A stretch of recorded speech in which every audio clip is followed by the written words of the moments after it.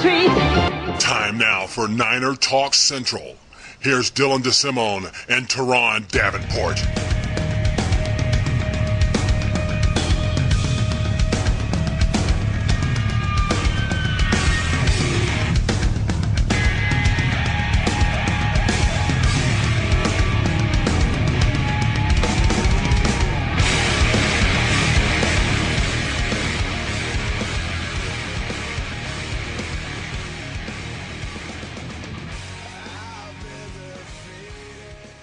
Everybody, welcome back to another installment of Niner Talk Central. Dylan DeSimone here, Bleach Report, feature for the San Francisco 49ers here with Turron Davenport of Bay Sportsnet. What's up, Turron? Hey, what's going on, man? This is Christmas time. Yeah, Christmas time for us, man. Training camp just started today. Yeah. We're hearing a lot of stuff. Everything's picked up right away. Excited. Players are getting waived. Players are getting signed. Wanted to get right into it with the NFC West. We saw the Cardinals made 2 signings today with Eric Winston and John Abraham. Yeah, those are 2 really good moves, man. You look at the Cardinals, one of their weaknesses was the offensive line. Eric Winston, a really good lineman. He bounced around 2 different teams, a little outspoken in Kansas City. They didn't see eye to eye. A new regime came in. Out he goes, and welcome to Arizona. Welcome, more importantly, to the NFC West. John Abraham, pass rusher extraordinaire. It's funny, the Falcons replaced an aging pass rusher with another aging pass rusher. Exactly. That's their business. Definitely 2 good moves for the Cardinals. Yeah, especially with the flack that offensive line had last year. They could do, I mean, everything was out of order with the offensive line when it was completely inefficient. I mean, all the quarterbacks took a pounding, and they wanted to protect Carson Palmer here and at least give him a couple more seconds to find Larry Fitzgerald. Yeah, and the thing is, that move is going to allow them to bump Darren Coolidge, or College, I forget how to pronounce his name, but they're going to be able to, exactly, they're going to be able to bump him inside to guard, and Winston's going to take over at right tackle. I like that move. They're shaping up to be a pretty good team in the NFC West. You got the Seattle thing that happened, so it's going to be live in this conference, this as a whole, but especially this division. And John Abraham gives them that other X factor in the front 7. They drafted Tyrann Mathieu, which was, you know how bad I wanted Tyrann Mathieu. You wanted Tyrann Mathieu. We wanted him in San Francisco. He wound up in Arizona, be that as it may, but he's going to make plays, and he's an X factor. John Abraham getting in the mix with Darnell Dockett and Calais Campbell. That's another X factor for them. So, they've gone from that stagnant team on both sides of the ball to actually kind of beefing up. Yeah, and I mean, not to mention the Carson Palmer thing, he likes to get the ball downfield. He could get the ball downfield with the best of them. Bruce Arians, that's what he likes to do as well. It's a really good match for that system. And Fitzgerald is going to be legitimate again. We're not going to, as fans, we're not going to fall victim to seeing a great player just rot away like he did last year. I felt bad for Fitzgerald watching some of the games in which he just was severely underused just because there was nobody back there, a quarterback that could get the ball to him. So that Cardinals team is going to be really good as a whole, very good at off season, and they're going to be somebody to face 2 times this year that could definitely cause some problems. You got the Darrell Washington suspension. He's another one of the better inside linebackers in the NFL. So it just so happens that 4 of the best inside linebackers are in this division, rather. So kudos to what we got going on in the NFC West. And I respect the strides that they've taken to try to get better, to try to keep up with, the rest of the pack. It seemed like, the team's getting better around him, kind of give him that kick. Like, here's a new standard, and we need to keep up if we want to stay alive. And the Cardinals have done that, and the Rams have done that. Yeah, the Rams, I mean, you look at what they've done, bringing in Jared Cook and drafting a guy that was really somebody I liked in the draft, and that's Tavon Austin. But like I said earlier this week, I was watching some film on Aaron Colvin from Oklahoma, and it's funny. Sometimes you're watching film on one player, and you're trying to pick up on him, and what ends up happening is another player, somebody else.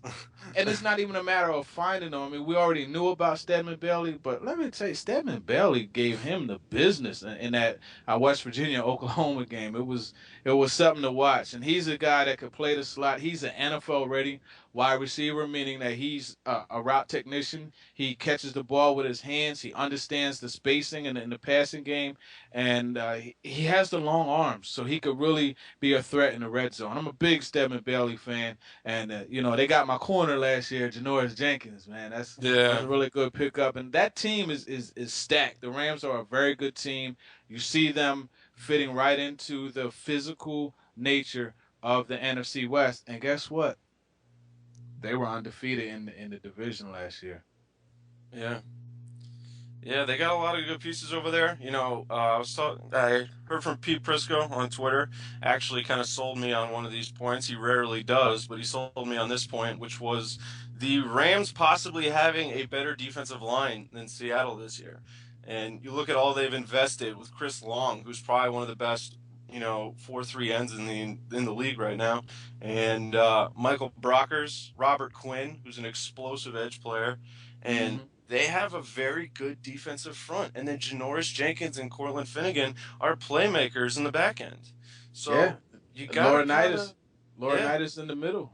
Their thing is just they need some safeties. I mean, they got T.J. McDonald, Tim McDonald's son from USC. They got him, so that'll be interesting how that works. But I tell you, man, that team, like you mentioned, Chris Long is a guy he's so underrated, so undervalued. Look at what he does to Anthony Davis, man. It's like he gets a sack every time he goes up against him. Every game. yeah, yeah, a lot to be excited about. All right, we're gonna go to a quick break, and we'll be back with Zig Fracassi. Cigar Talk away. fans, check out fifthdowncigar.com and enter the coupon code PFC to get 10% off your order. Lots of nice high-end cigars. That's fifthdowncigar.com. Enter the code PFC for 10% off your order. Okay, we're back. We got Zig Fracassi from Sirius NFL Radio. Zig, how you doing, man? Hey, what's going on, TD and gang? How are you? Oh, everything's excellent. Yeah, Dylan. doing good. Yeah, we're doing good, Zig. Yeah, thanks for coming on. We wanted to talk some ball with you. A lot of action in the NFC West and NFL in general. But Arizona made a couple signings today. Eric Winston and John Abraham. What do you think about how they fit in Arizona? Well, you know what? I think it's one of those things where the Cardinals last year, their offensive line was just so horrendous. Especially after Levi Brown, the left tackle, went down. So, Eric still has a few years left in him. It's a little late in the game as far as being able to hook on with the team.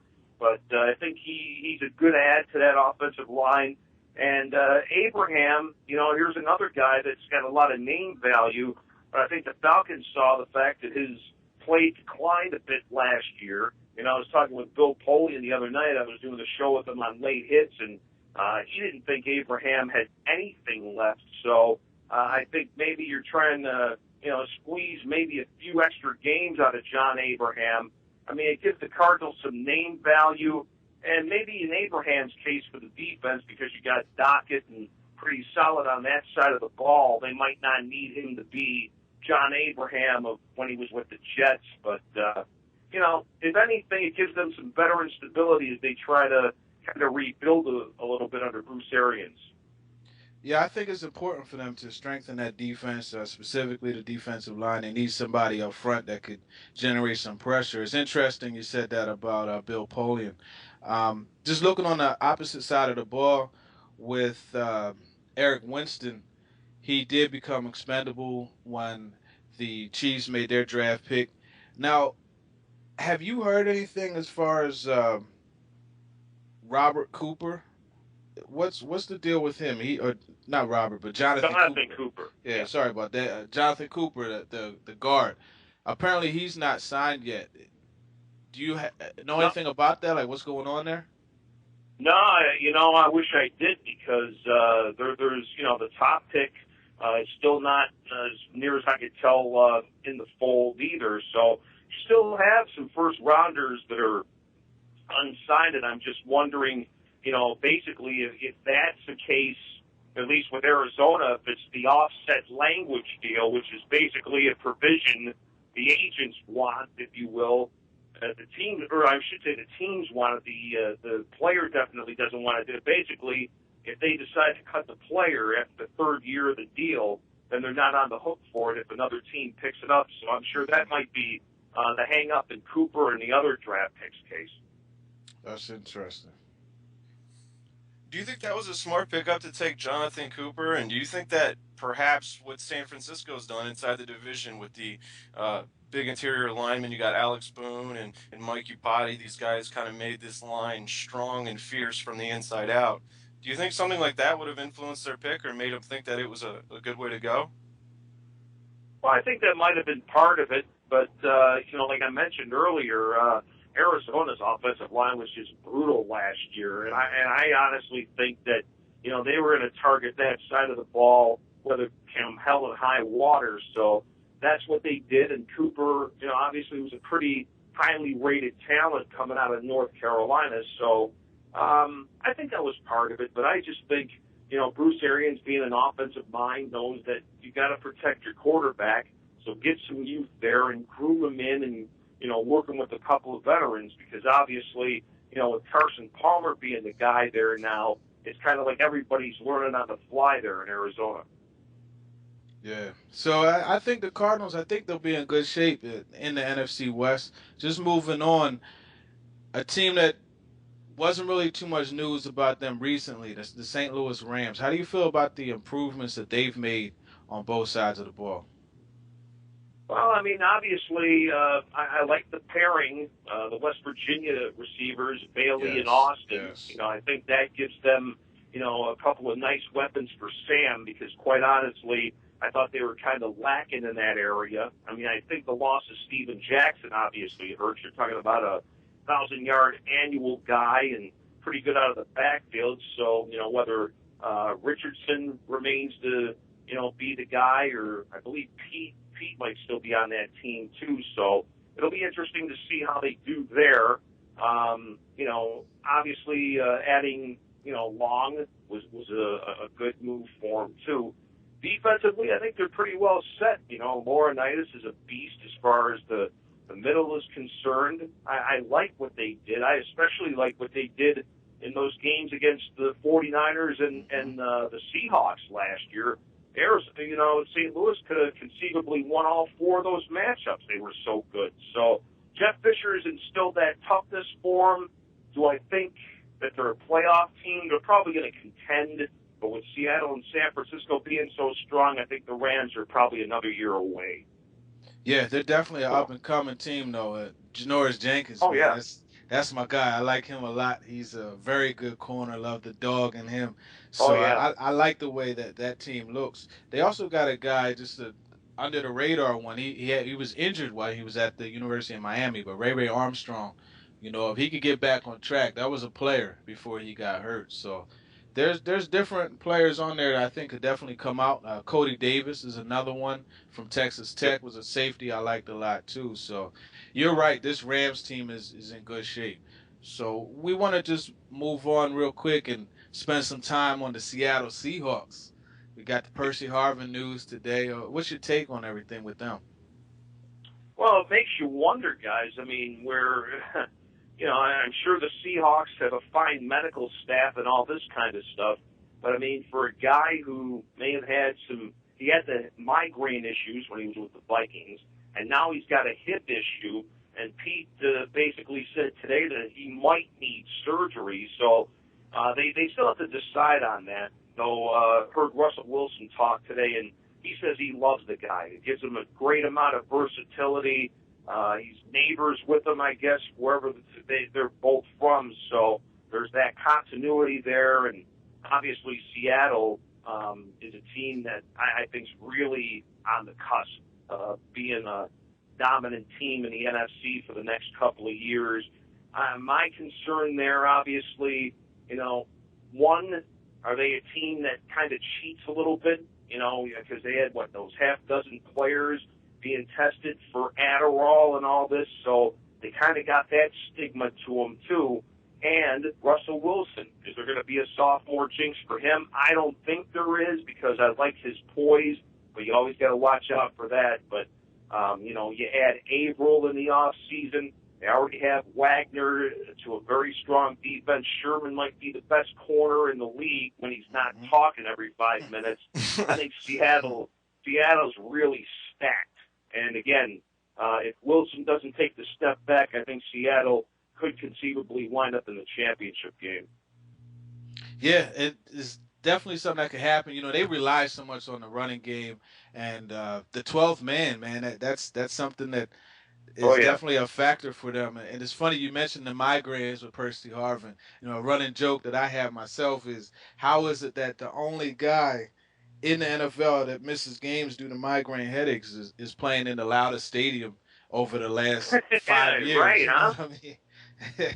But, hey, man, I'm excited about Seattle. I definitely follow the 49ers, but I like the NFC West as a whole. I like the competition that's developing in there. And another thing you got to mention, obviously Bowman and Patrick Willis are players. They're really good middle linebackers. But you look in that whole division, you have some very good middle linebackers, inside backers, that is. You got Laurinaitis. We just talked about him. And then Bobby Wagner and KJ Wright are two guys I think are severely underrated, and they're really good linebackers. They cover a lot of ground side to side.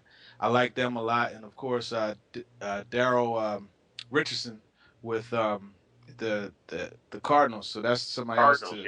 Yeah. So I like the division. So real quick, just before we go ahead and go to a break, what's your take on the 49ers? How do you like all the fame and attention that's being paid on Kaepernick? How do you think he's going to handle that? It's a great question. I think from what I've been able to gather, he hasn't changed that much, and I think that's a good sign. I think he appears to be hungry yet, although I would be concerned now if teams start defending that pistol a little bit better. But having said that, 49ers, obviously are they in Seattle are the class of the division.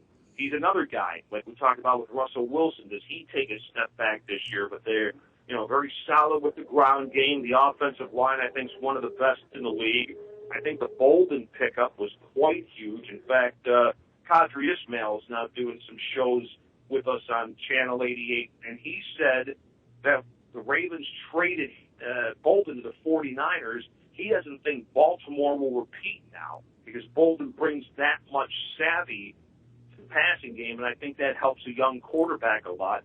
As we just talked about with the defense, obviously Aldon Smith, hopefully he's going to be 100% healthy when the season comes.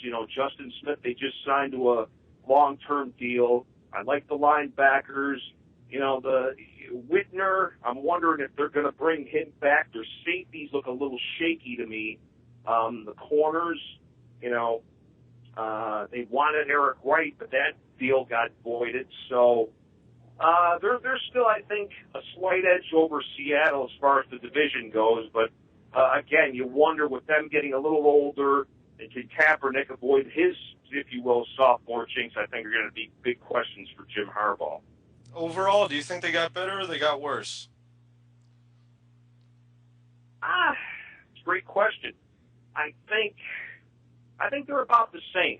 I would say that. I'm not, again, I think Bolden is a big pickup for them.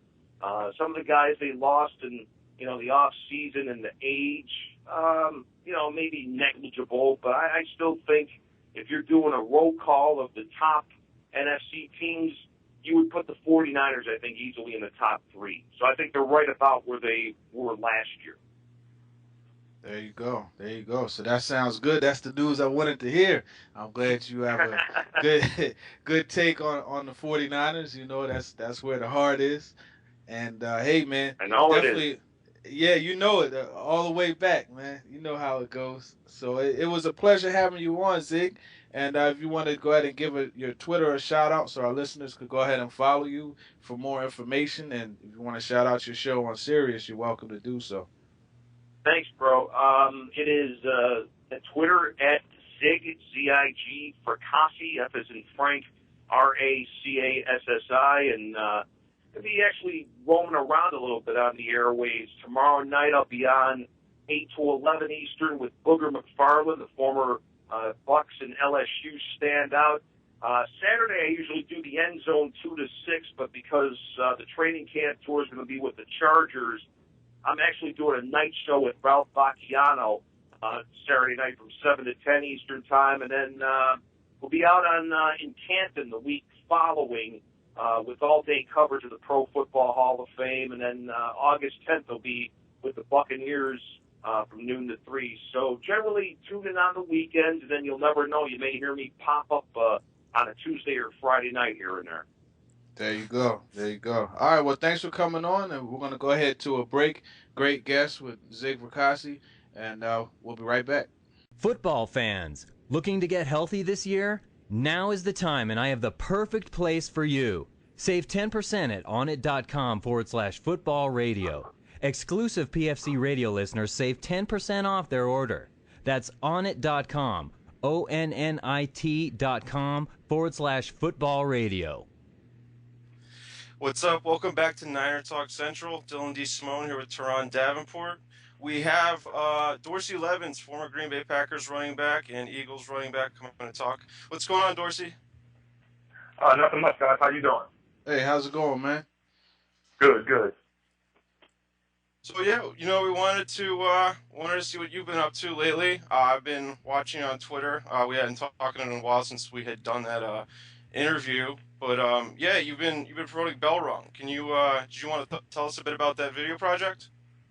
Yeah. We what we did, we got a 48-minute version of Bell Run Complete already. We want to extend it to 90 minutes, and obviously we needed more funding, so we took the route of crowdfunding to raise money. And what crowdfunding is basically, we offer perks to people who contribute, like anywhere from $10 all the way to whatever you feel comfortable with, just to try to raise money to finish the film. It's at Indiegogo.com. That's INDIEGOGO.com.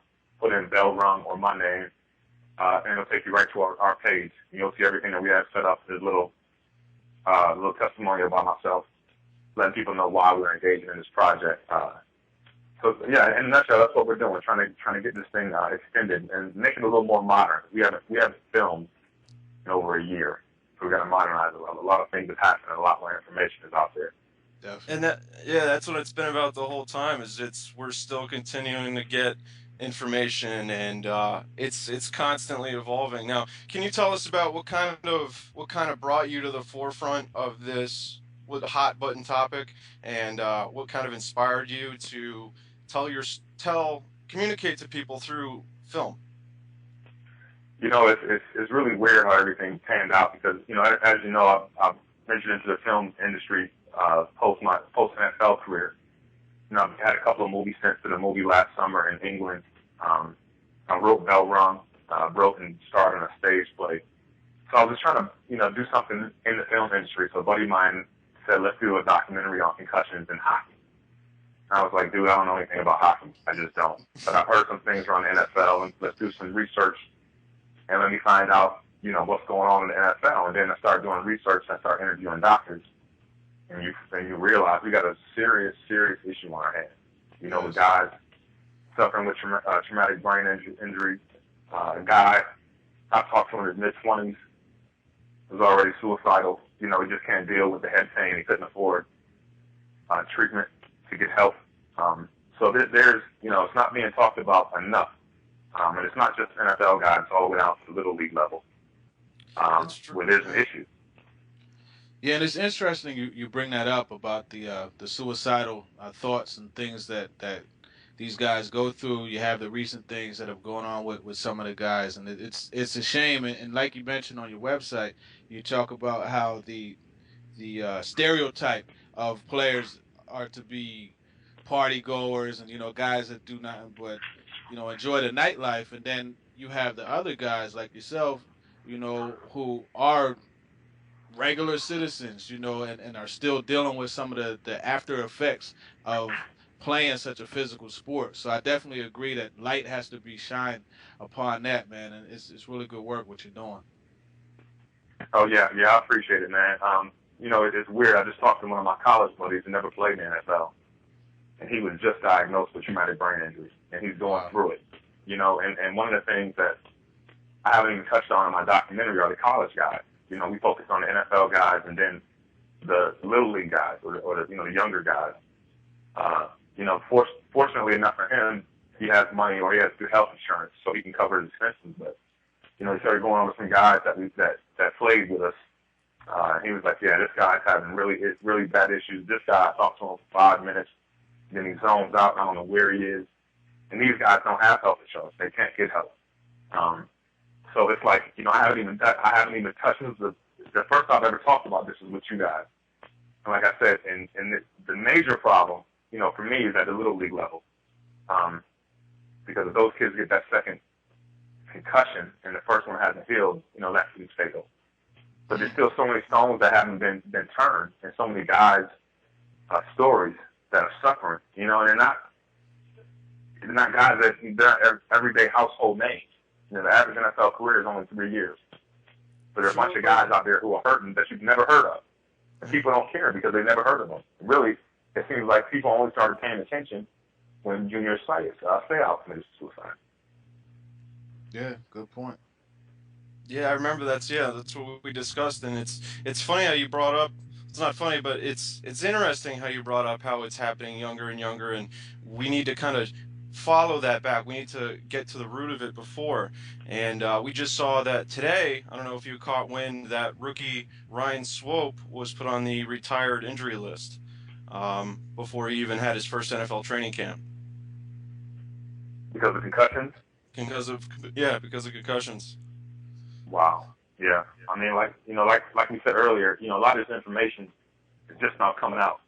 And the more we know, I think the more guys are not probably even more terrified and scared. It's just because you don't want to be one of those guys. Can't remember anything by the time you're in your mid-30s. It's just not. We love this game, but that's not worth it. No, you're right about that. And I mean, you got Andre Waters, another guy. You talk about somebody that's not really well known that went the same route as Junior Seau. There's so many instances. I mean, Chris Henry. I mean, it goes so much deeper than, like you mentioned, the high profile guys. And one thing I saw that was interesting is they did a study, and I think it was Sports Illustrated. They showed slices of different players' brains, and you could actually see the guys. Some of them they said that they went through more traumatic type of more collisions, and when they played, and you could see, like, they showed a slide with the sample of their brain, and it was darker in certain spots, and you really saw a big difference between the guys that went through a lot of collisions and things like that, and you're just normal person. Yeah. What you're talking about is chronic traumatic encephalopathy. Those are the black spots you see on the brain. And the thing that makes me nervous or worries me the most is that they still don't know why some people, will have an autopsy and they'll have CTE or those black spots all over the place, and they'll live a completely normal life where there's no issues at all and they can live a full, life expectancy. Whereas, other guys, they have it and their lives are ridiculous. Like, they have all the symptoms. They can't concentrate. They can't sleep. They have headaches all the time. They're sensitive to noise and the light. So there's really not enough information out there, which is, I think, making a lot of guys really scared. You look at one of my old teammates, Jim McMahon, who played quarterback for the Bears for a bunch of years. He's dealing with some issues. He played quarterback. So he wasn't hitting as much as the linebackers and the fullbacks, or especially the guys on the offensive defensive line. They hit heads every single play. Right. But we just don't know why some guys are affected and some guys aren't. And you guys have been, you've been getting your message out. You've been working with the Gridiron Greats. Can you tell us a bit about that group of people? Yeah, Gridiron Greats. Probably the biggest name you'll find associated with those guys is Mike Ditka. They do a great job. Actually, I emailed Shannon yesterday over at Gridiron Greats about my buddy that I told you about. To see if there's maybe a fund started for college players who have issues and can't get help. Because, they are suffering. So they do a great job. They help guys who played in the NFL, maybe guys who can't afford insurance or guys who didn't make it to 4 years, so they're not vested. They can't get in it. And actually, that's not even true because even if you were vested, after 5 years, your health insurance is up. So after that time period, if you need help and can't afford it, and a lot of these guys, they can't afford it because they're not mentally stable. And y'all know as well as I know, you got some 300-pound ex-defensive lineman in your office and he's not stable. That's not going to be a comfortable situation for anybody. So they can't work a lot of times. So what Gridiron Grace does, they get those guys help. They helped me firsthand with a friend of mine, who needed help, and they got him the help that he needed. So they're doing great things, if any of your listeners want to donate, I think that would be great, too, to help those guys out. They're doing a great job helping former NFL guys with traumatic brain injuries who need help and can't get it. Can they go to your website to donate, or what's the best option for anybody to do that? For the project that we're doing is Indiegogo.com. But for Gridiron Grapes, it's just gridirongrapes.org. You go on that website, and I think you can donate on there. If not, get in touch with somebody on there, and they'll tell you how you can donate. Excellent. I think fans, that's the least that we could do. I mean, you watch the games every Sunday, and it's a release from your everyday life. So these guys, they're sacrificing themselves, obviously for their own good and benefit, but it's for our benefit too, because it's our entertainment. So definitely a good thing to do is to pay back, and this is an opportunity to do so. Dorsey, are you still able to kind of kick back and also watch the games? Absolutely. Yeah, absolutely. Awesome. Now, what have you think as a running back? Love to kind of get your perspective on this kind of the new offenses, and especially the 49ers three-headed attack led by Frank Gore. You talking about Frank Gore and who else? Who are the two running backs? LaMichael James from Oregon and Kendall Hunter. Right. Okay. Yeah, those three pretty good backs, and then Kaepernick can run the ball as well. In this day and age with injuries, if you're a general manager or a coach, I understand why you want to have that many quality backs. But I grew up in an era where you had, primarily one back, and that guy carried the load. That's the way I prefer it. Call me selfish. I don't know how you want to call it, but that's just the way I preferred it. I wanted to have the ball because I got into a groove. When you're coming in and out of the game, you can't find that groove, and it's kind of like double dutch, trying to hop in and find your spot before the line. That's what it was for me. I like to be in a game for every play, and that was it. Period. Yeah, much like situational quarterbacking does not work. Thank you, Jets. Yeah, exactly. Exactly. So yeah, you think it's important to be in a groove, but with Frank Gore, he's been productive for a long time. He ran for 2,400 yards in the past 2 years collectively, but he's in his 30s. Do you think this is actually good for him? Maybe longevity wise, does it kind of extend his career? Yeah, absolutely. Especially for a guy who's over 30. When I carried the load, I was in my 20s. But as you get older, you actually want that break. Especially you're not out there taking that pounding the whole time. Because it's a long season. If you're playing on a team like the 49ers, it look like they're going to be in the playoffs every year for many years to come. You're going to go deep into the season, so you want a guy, somebody can come in and give you a break, so you'll be fresh in the fourth quarter when they need you. Yeah, I agree with that. So as a Packer, you had some pretty good games in the playoffs against the 49ers. What's your best memory? I remember the 97 game. That was the muddy one, I think it was, right? That was the one in Green Bay? Yeah. That was, man, I remember watching that game and seeing Brian Young get up with the jersey that used to be white turned brown, man. That was a serious game. What was one of your best moments against the 49ers? You know what? I think the best moment for me was a team moment. It was the first time we beat you guys up in Candlestick. Everybody was waiting on the NFC Championship matchup between the 49ers and the Cowboys, and I think y'all kind of overlooked us. and we came in there and we upset y'all. Then after that, we had your number for about 2 or 3 years until T.O. caught that last minute pass at Candlestick. So I mean, yeah, just a bunch of great memories. Like I said, we had y'all number for some years until that catch that T.O. made, and then last year I was in that playoff game. Yeah, that was something else. We're not going to admit that Jerry Rice fumbled. Oh, there's no question. No question. I tell you what, one of my favorite players back then was Antonio Freeman, man. It was just ironic that he was one of my guys, being as though he always killed the 49ers, man. He'd catch that slant and take that thing the distance. He was something else, man. One of my favorite guys back then. Yeah. Free was a great receiver. Free's a great receiver. Just good to be on the same team with him. They definitely had the 49 number. He definitely had sure. it. Like James Jones does. Much like James Jones does now. Yeah, absolutely. Now, what do you think of the new rivalry? I mean, 49ers are all of a sudden good again. Packers are the other top team in the NFC. It's kind of like the old days. Are you enjoying this new rivalry? You know they got each other in week 1. Yeah. I mean, I enjoy it. I know the players enjoy it. I know the fans enjoy it because it's two franchises who are very rich in tradition and go way back and have multiple Super Bowl championships. And as for me, I'm just, I'm a Packer guy in and out. So anytime we're good, it's good for me. That means I can watch football deep into the playoffs and not care because my team is not playing. There you go. There you go. So, yeah, man, it was great having you on, and we appreciate you taking the time to talk to us about what you're doing, and we'll definitely make sure that we could get our fans, our listeners, to do what they can to help out. I think it's a great cause, so we appreciate you coming on.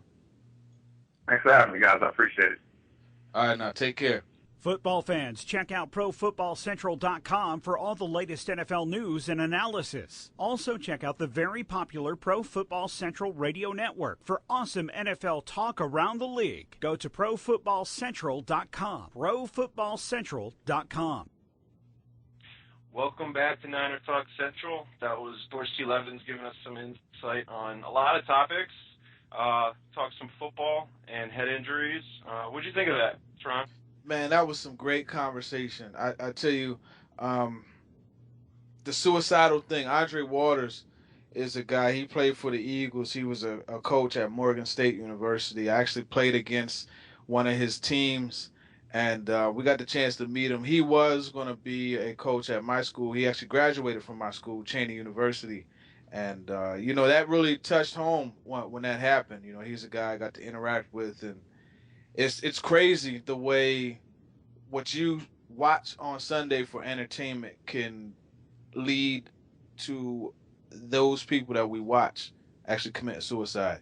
You know what I mean? The Say Out thing and Chris Henry. And it was a great talk. And I really, really think that it's very important that people get on board and support Dorsey Levens' cause.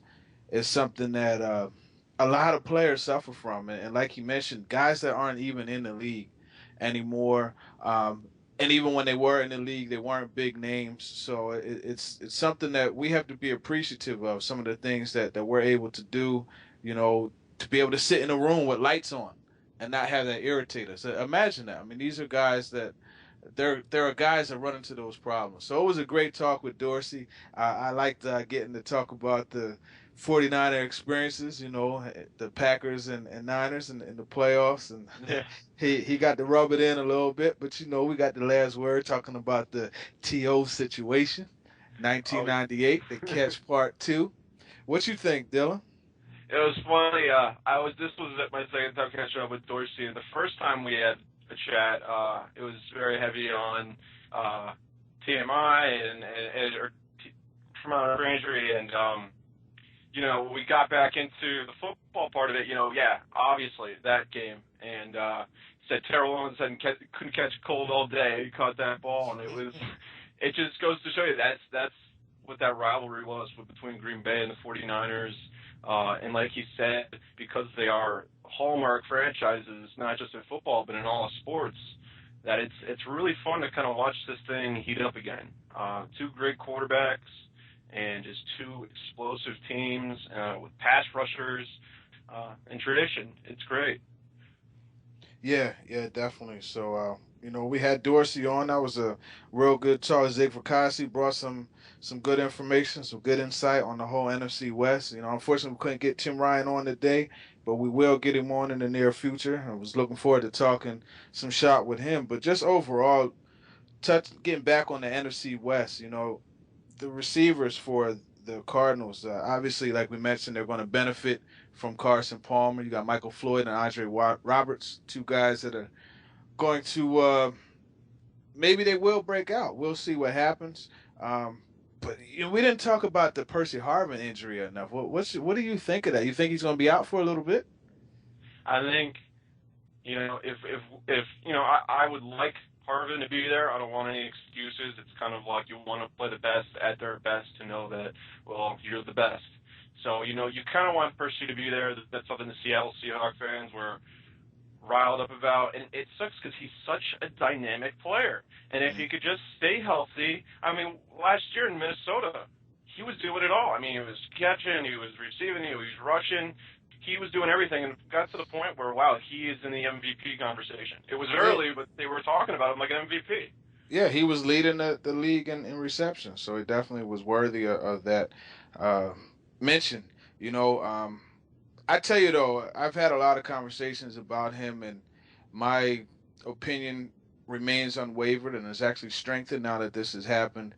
Victor Cruz is a guy that we talked about a little bit before the show, and I really think that he is somebody that was undervalued in this free agency kind of thing, albeit they had to give up a pick to get him, but he's somebody I think would have been a much better option for a lot of teams. Of course, the Seahawks, you had Darrell Bevell who came over, and he had time previously working with Percy Harvins. But I just think that Victor Cruz, and any 49er fan that doesn't really realize the value that Victor Cruz has, I suggest you go back and watch that NFC Championship, because he single-handedly, him and Eli, man, it was just playing, pitch and catch, and he was unstoppable.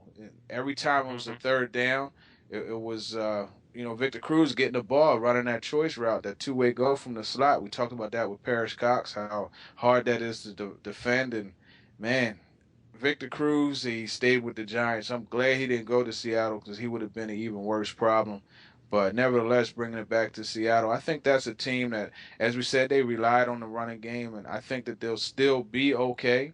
And, yeah, you're right. You want to definitely face the best at their best, but just the same, there's a certain number 15, Young Crab, my boy, that's not healthy for the 49ers, who, by the way, he's got a wrap on his foot, and he was there at the facility watching practice from the weight room, so that's good to hear. And, we'll see what happens.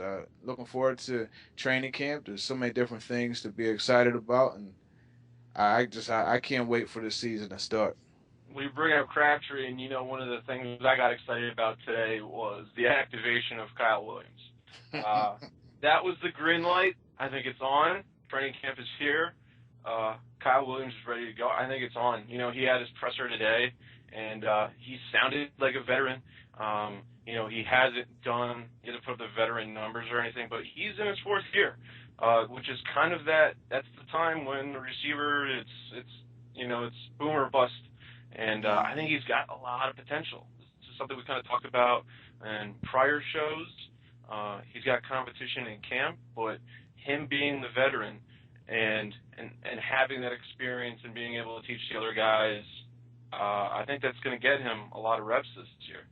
Tremendous value, tremendous. And I saw one of the reports, he caught a nice long pass in practice today, and Kaepernick was right there to, cheer his homie on. So, hey, man, we talked about Victor Cruz, and Kyle Williams is a guy with that similar kind of talent, that explosion, the ability to catch a short pass and go the distance. So I know you're excited about that. I'm excited just as well. And, man, this team is everything's going to be all right. All right. I can't wait to see my boy Jenkins, AJ, work out, and Lockett, and all the guys, man. Anquan Bolden. I mean, Getting very excited about Lockett and yeah, McDonald. yeah, yep. And you can't forget about Marlon Moore either. That's somebody that Harbaugh shouted out, and I got a couple friends that I watch the Dolphins a lot, and they said that he's a player too. So there's so much on this team, and I can't wait to get out there and check these guys out, watch practice. On the defensive side of the ball, you got Eric Reed, and I tell you, I'm really excited about Namdi. I dropped an article on him today on Bay Sportsnet, and that's something to definitely be excited about. How he's back in a system that will highlight his ability. We talked a little bit about his press ability, and man, I totally colorful agree with too. that. Yeah, I totally agree with Namdi getting back. I mean, I saw that this morning, and I couldn't agree more. And also the fact that he's never played in a defense or a team that was this competent and Right. that had the defensive front to kind of, which makes the secondary better. This is a defensive front that makes the secondary better. I don't think you could have said that about Oakland. You couldn't have No. said that about, Jason Babin looks good, but let's be honest, Jason Babin and Cullen Jenkins, they didn't really put it together. What he's going to have here with Aldon Smith and Justin Smith, I mean, that's going to help him if he's going to try to have that career comeback. Yeah, and just in imparting this Terrell Brown stuff, man, what the heck? I just saw he fired his agent, Brian Overstreet. Can you believe an oversight cost this man $2 million? Unbelievable, man. Yeah, Unbelievable. it's not changed. That's a man's livelihood. Terrell Brown should be furious. I said earlier today that he deserved that money. You don't know what San Francisco's going to do. They do have extra cap space now. Do they pay Terrell or do they bring him back? And if they had plans to bring him back, do they reinvest that money into him now and maybe save that money later on? I tell you what, making a move to still pay him, maybe not all of that money, but some of that money would be it would be in good jest. It would be building faith for the next deal, and I think that would warrant them getting a little bit of a better deal because they were willing to still reward him, even though he didn't go to the off-season workouts as written in the contract, but it's a good opportunity to build some goodwill with a player that can be impactful on your team. We'll see what happens with this cornerback class next year and just throughout this season as well. It's a position that's very deep. We talked about it. 6 starting caliber corners, and I'm excited about that group as well. And we'll see what happens with T. Brown. I'm sure that there's a lot of agents reaching out to him now, and they know that he's about to, be in a situation where he's going to get some money. You look at Eric Wright last year; he got a deal like he did, and I believe that T. Brown has every bit the ability of Eric Wright. And what can you say? I'd like to see him stay in the Bay Area. Personally, I think he's not flashy, which maybe helps with his market value if you're San Francisco trying to bring him back, is that he's not a big, tall press cover corner. He doesn't take people away, or he's not small and slender and agile and like Asante Samuel or Janoris Jenkins, where he's going to make a ton of plays. But I mean, when it comes to just kind of playing sound football, I think he's the best cornerback on the roster probably right now. Most consistent one, I'll say that for sure. So I'll tell you what, though, you talk about excitement. Next week, man, we have a dynamic show, man. Hey, man, I can't contain the smile. I can't keep it off my face, man. Michelle Bison's going to come on.